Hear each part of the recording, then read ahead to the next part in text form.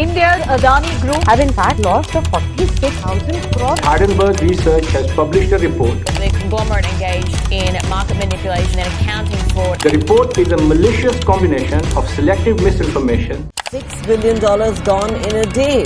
Well, that's hit the world's third richest man, Gautam Adani.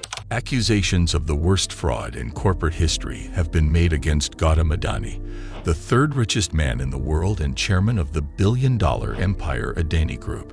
Two improbable giants are going to war with each other.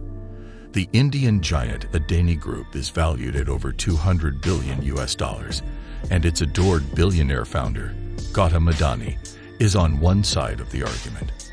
On the other side of the ring lies the American forensics firm Hindenburg. Hindenburg is a relatively new company, but they already have an outstanding track record. They are the same group responsible for the downfall of countless corporations and the exposure of fraud with nuclear motors. The focus now shifts to the Adani enterprise. The probe is expected to reveal unprecedented levels of wrongdoing, fraud, and stock manipulation. And this strikes to the very core of the fortune of one of the world's richest people, and it's having repercussions all over the businesses we've mentioned. In one day, $6 billion vanished. That's bad news for Gautam Adani, the third richest person on the planet. A YouTuber was even arrested and thrown in jail, who seems to be at the center of this network of lies and deceit. And did Adani Group get away with the largest swindle in business history? Gautam Adani, Asia's wealthiest individual. The rise of Gautam is the prototypical Indian rags to riches tale. A child of poor parents, Little Hope was one of his 7 siblings. While his father worked as a textile merchant, Gautam overcame adversity by working hard. At Gujarat University, Gautam majored in business. Then he went off on his own and established Adani Enterprises, a metals and textiles trading firm. Adani Businesses was in the best possible position to profit when India opened its doors to global trade in the late 20th century. They imported everything imaginable and marked it up considerably before selling it. It was in such high demand that in 1995, they built their own port just to keep up. The Adani Group slowly but surely ate their way through India and grew in power until they were a major threat. Its influence has spread to nearly every sector of the Indian economy. The current scope of Gautam Adani's corporate empire includes electricity generation, coal, gas, and renewable energy, ports for transforming the grid, and pretty much all of India's businesses. In recent years, the Adani Group has been lauded for its efforts to help steer India towards a greener, cleaner future by investing in a wide variety of green energy projects. More rewarding and significant than being on some wealth ranking or evaluation list, Gautam is also an emerging philanthropist, pledging to donate over $7 billion to various humanitarian organizations to make a difference in the lives of people and contribute to the growth and building of the nation. God has blessed me with a wonderful opportunity, and I am eternally grateful. This is a storybook ending for sure. It's been criticized for allegedly being too ideal. Critics of the Adani Group have emerged with its success. Some think the company's climb from poverty to wealth is too good to be true. Some have even gone so far as to call Gautam an oligarch, citing him and Reliance Industries chairman Mukesh Ambani as two major figures in the rise of crony capitalism in India. Some believe that Gautam has been successful in securing government contracts and silencing opponents by virtue of his intimate contacts with Prime Minister Modi. There were hints of a mutually beneficial relationship between Adani Group and Modi prior to the probe, such as the 2018 decision by the Indian government to privatize a handful of the country's airports. Despite the Adani Group's lack of relevant experience, they were awarded control of all 6 airports.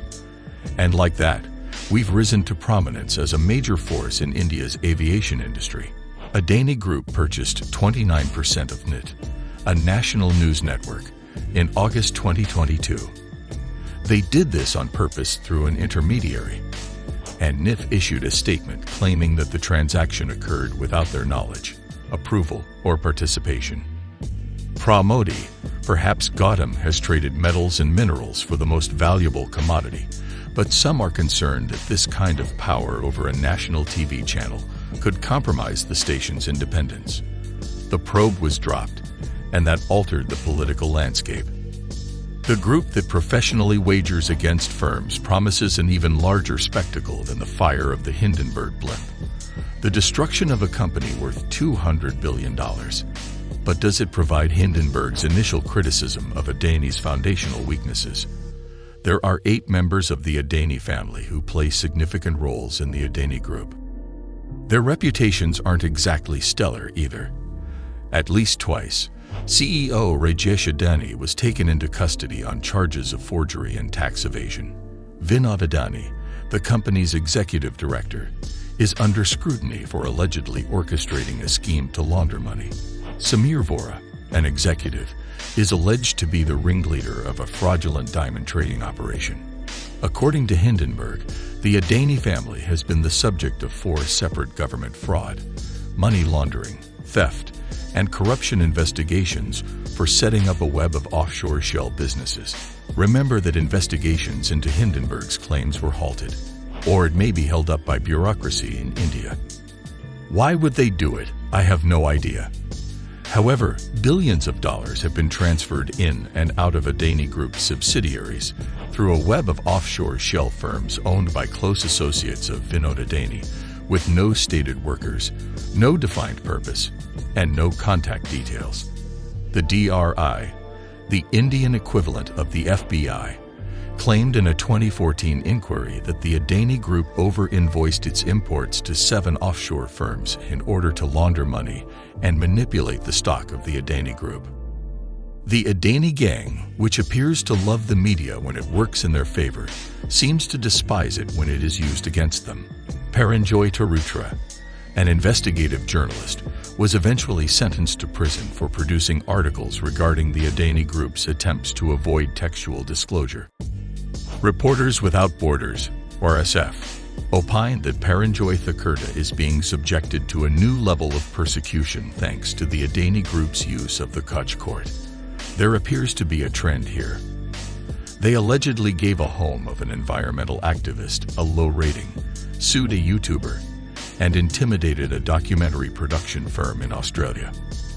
To be fair, some argue there is a conflict of interest that Hindenburg has shorted Adani companies and stands to profit if their share prices drop. As of this writing, the news has caused a 10% reduction in the value of Adani companies, and Gautam has lost around $12 billion. The probe concludes with 88 questions for the Adani Group. What they said. A minute and a half of talk time so far. This report is full of intentional exaggeration and bias, false claims that have already been challenged and disproved by India's highest courts. There is one thing for sure.